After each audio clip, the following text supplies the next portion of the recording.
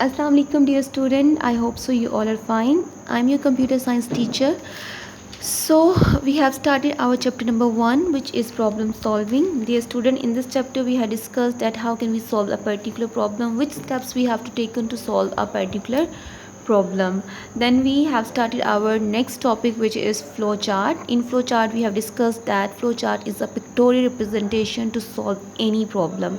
यानी हम problem solve करने के लिए जो स्टेप्स राइट करते हैं उन स्टेप्स को हम पिक्चर की फॉर्म में रिप्रेजेंट करने को फ्लो चार्ट कहते हैं.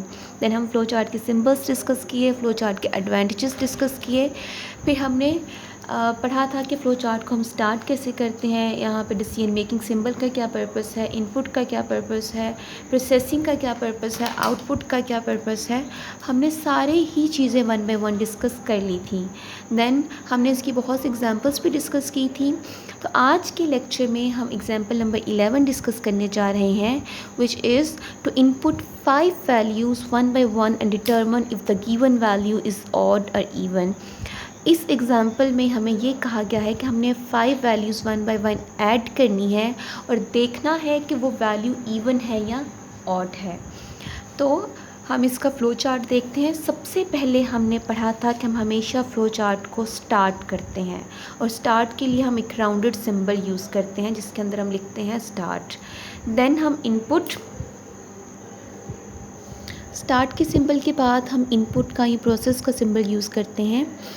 और प्रोसेस का सिंबल हम किस लिए यूज़ करते थे कि हमारा जो मेन फंक्शन जहाँ पे वैल्यूज़ चेंज होती थी वो वाला काम प्रोसेस सिंबल में होता है. तो इस फ़्लो चार्ट के लिए हम देखते हैं, सबसे पहले हम स्टार्ट करेंगे फ़्लो चार्ट को. स्टार्ट करने के बाद हम प्रोसेस यानी काउंट हमने रखा है 0. इसका मतलब क्या है कि हमारे पास अभी वैल्यू क्या है, 0. देन इनपुट, इनपुट में हम कोई भी वैल्यू यूज़र से गेट करते हैं. इनपुट नंबर m, यहाँ पे इनपुट में हम जो भी वैल्यू यूज़र से गेट करते हैं वो जाके हमारी मेमोरी में स्टोर हो जाती है और मेमोरी में वो वैल्यू एक स्पेसिफिक नेम के साथ स्टोर होती है. तो यहाँ पर हमारी वैल्यू इनपुट नंबर n के नाम से स्टोर होगी. देन अगेन हमने प्रोसेस का सिंबल यूज़ किया है और उसमें लिखा है इंक्रीज़ काउंट बाय 1, क्योंकि हमने कहा था कि 5 इनपुट वैल्यूज़ हमने वन बाय वन एंटर करनी है. और यहाँ पे हमारे पास इनिशियली काउंट 0 है, देन काउंट 1, जो भी हमारे पास वैल्यू होगी उसमें 1 ऐड होगा. देन अगेन 1, नेक्स्ट वैल्यू में 1 1 1 ऐड होता जाएगा. तभी तो हमारे पास 5 वैल्यूज़ हम गेट कर सकेंगे. देन अगेन हमारे पास इनपुट का हमारे पास प्रोसेस का ही एक सिंबल है जिसमें हमने फार्मूला यूज़ किया है, बेसिक फार्मूला, जिससे हमें पता चलेगा कि हमारी वैल्यूज़ इवन है या ऑड. देन हमारे पास फार्मूला है रिमाइंडर n mod 2, यानी n की जो भी वैल्यू होगी उसको हम 2 के साथ डिवाइड करेंगे. डिसीजन मेकिंग का सिंबल यूज़ हुआ है अगर रिमाइंडर हमारे पास 0 आता है, डिवाइड करने के बाद आंसर 0 आता है तो हमारे पास कंडीशन क्या है, आउटपुट में क्या प्रिंट होगा, n इज़ इवन. n क्या थी, वो वैल्यू जो मेमोरी में जाके स्टोर हुई है. देन अगर रिमाइंडर 0 नहीं आता तो हमारे पास प्रिंट n इज़ ऑड, यानी n में क्या वैल्यू रिप्रेजेंट होगी, ऑड. देन अगेन हमारे पास अगर ये दोनों कंडीशंस ट्रू हो जाती हैं और हम नेक्स्ट कंडीशन हमारी चेक होती है काउंट इज़ 5, कि काउंट 5 है या नहीं. अगर काउंट 5 के इक्वल हो जाता है तो कंडीशन ट्रू होगी, हमारे पास फ्लो चार्ट एंड हो जाएगा और हम एंड का सिंबल यूज़ करेंगे. अगर काउंट 5 के इक्वल नहीं होता तो अगेन हमारे पास ये फ़्लो कहाँ पर चला जाएगा, इनपुट नंबर के ऊपर, और इसको हम क्या कहते हैं, रिपीटेड एक्शन. अब देखें, अगर हमारे पास सबसे पहले इनिशियली काउंट 0 है और इनपुट नंबर n में हमारे पास वैल्यू पड़ी हुई है 2, n में हमारे पास वैल्यू क्या पड़ी हुई थी, 2. देन हमारे पास अगेन वो नेक्स्ट स्टेप पे जाएगा, ये एरो क्या करता है, उसके फ़्लो के सिंबल्स को शो करता है. इंक्रीज़ काउंट बाय 1, काउंट में क्या होगा, इंक्रीज़ 1, तो हमारे पास अभी क्या वैल्यू पड़ी हुई है, 3. Then remainder is equal to n mod 2, यानी n में जो भी वैल्यू हम उसको किससे डिवाइड करेंगे, 2 के साथ. 2 1 ज़ा 2, हमारे पास बचा क्या, 1. अब देखें हमारे पास रिमाइंडर में वैल्यू पड़ी है 1, रिमाइंडर इज़ 0, क्या रिमाइंडर 0 के इक्वल आया है, नो, रिमाइंडर 0 के इक्वल नहीं आया. तो ये किस तरफ फॉरवर्ड होगी कंडीशन हमारी, इस तरफ 9 की कंडीशन की तरफ। देन क्या है प्रिंट n इज़ ऑड, तो हमारे पास रिज़ल्ट में प्रिंट क्या होगा कि n क्या है हमारे पास ऑड नंबर है। n ऑड प्रिंट हो गया, उसके बाद हमारे पास ये अगेन इस कंडीशन पर जाएगा। डिसीजन मेकिंग सिंबल है, डिसीजन मेकिंग सिंबल का पर्पस क्या होता है कि कंडीशन हमारी ट्रू भी हो सकती है और कंडीशन हमारी फॉल्स भी हो सकती है। अब देखिए इस पर काउंट इज़ 5, क्या काउंट 5 के इक्वल है? नहीं भी, काउंट में तो अभी जस्ट 1 वैल्यू जाके हुई है, काउंट में जाके 1 वैल्यू स्टोर हुई है, काउंट 5 के इक्वल नहीं है। क्या 1 5 के इक्वल है? नो, 1 5 के इक्वल नहीं है। तो हमारे पास अगेन कहाँ पर जाएगा ये फ्लो दोबारा इनपुट नंबर n पे चला जाएगा। अगर अब n हमारे पास 3 है, n हमारे पास क्या है 3, then again increase count by 1, इसमें 1 ऐड होगा which is equal to 4। Then हमारे पास नेक्स्ट जो स्टेप है वो इसके ऊपर फॉलो होगा। Remainder is equal to n mod 2, हम इसको किससे डिवाइड करेंगे? 2 के साथ, 2 2 ज़ा 4 which is equal to 0। Then remainder is 0, condition हमारी फुलफिल हो गई है। यहाँ पे हमारे पास कंडीशन क्या है? येस, रिमाइंडर 0 के इक्वल आ गया है। देन हमारा फ्लो किस तरफ जाएगा? येस की तरफ। येस में क्या है? Print n is even. अब हमारे पास प्रिंट क्या होगा कि n जो है वो एक इवन नंबर है।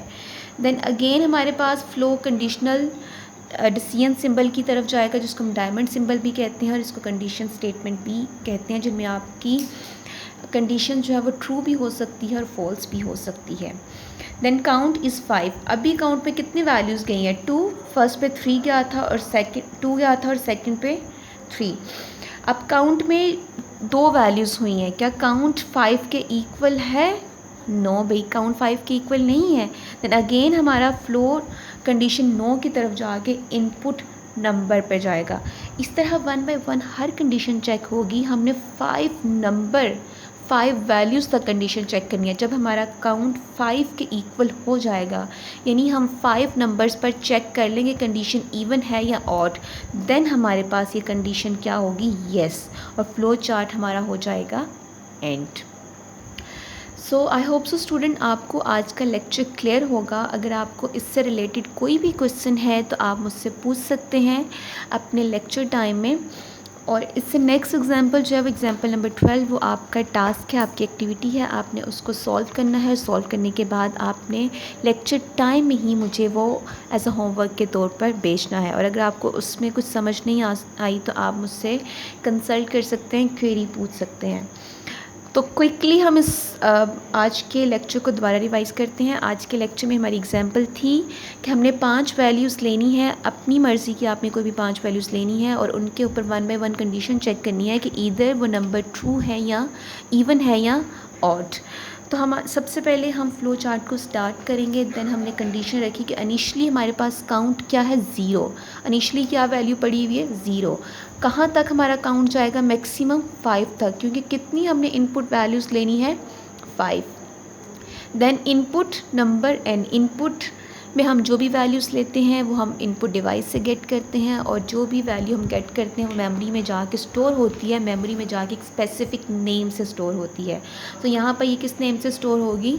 n के साथ। देन अगेन प्रोसेस का सिंबल यूज़ करेंगे। प्रोसेस में हम मेन फंक्शन अपना अप्लाई करते हैं। इंक्रीज़ काउंट बाय 1, यानी जो भी हम काउंट में नंबर रखेंगे वो उसमें 1 बाय 1 इंक्रीज़ होता जाएगा। देखिए 1 बाय 1 इंक्रीज़ होगा तो नया नंबर आएगा ना। जैसे अगर हमने पहले 2 लिया था, अब 2 में इंक्रीज़ होगा तो वो 3 लेगा, 3 में 1 इंक्रीज़ होगा 4, 4 में 1 इंक्रीज़ होगा 5, 5 में 1 इंक्रीज़ करेगा 6। तो 1 बाय 1 वैल्यू वो खुद, हम इनिशियली जो वैल्यू रखेंगे उसमें वो 1 बाय 1 खुद इंक्रीज़ करेगा। तो इंक्रीज़ किया उसने, इंक्रीज़ करने के बाद हमने मेन फार्मूला अप्लाई किया n mod 2, यानी n में जो भी वैल्यू थी उसके ऊपर हमने उसको 2 से डिवाइड किया। अगर रिमाइंडर 0 बचता है तो प्रिंट करेगा वो n इज़ इवन। अगर रिमाइंडर 0 नहीं बचता, रिमाइंडर में कोई वैल्यू बचती है तो वो प्रिंट करेगा n इज़ ऑड, कि n एक ऑड नंबर है। देन इस कंडीशन से गुज़रने के बाद वो नेक्स्ट कंडीशन पे आएगा काउंट इज़ 5, क्योंकि हमने 5 इनपुट वैल्यूज़ पे अपनी कंडीशन को चेक करना है। देन काउंट इज़ 5, अगर काउंट 5 के इक्वल नहीं है, हमारे 5 वैल्यूज़ तक हमने उस कंडीशन को फुलफ़िल नहीं किया, देन हमारे पास कंडीशन जाएगी नो की तरफ। और नो पे ये कहाँ पे जाके बैक करेगी, इनपुट नंबर n पे। अगर हमारा काउंट 5 के इक्वल आ जाता है तो हमारी कंडीशन ट्रू हो जाएगी और येस की कंडीशन में जाके हमारा फ्लो चार्ट एंड हो जाएगा और हम एंड का सिंबल यूज़ करेंगे। अपना ख्याल रखिए स्टूडेंट, और अगर आपको अगेन कोई समझ नहीं आती तो आप मुझसे कंसल्ट कर सकते हैं। अल्लाह हाफ़िज़।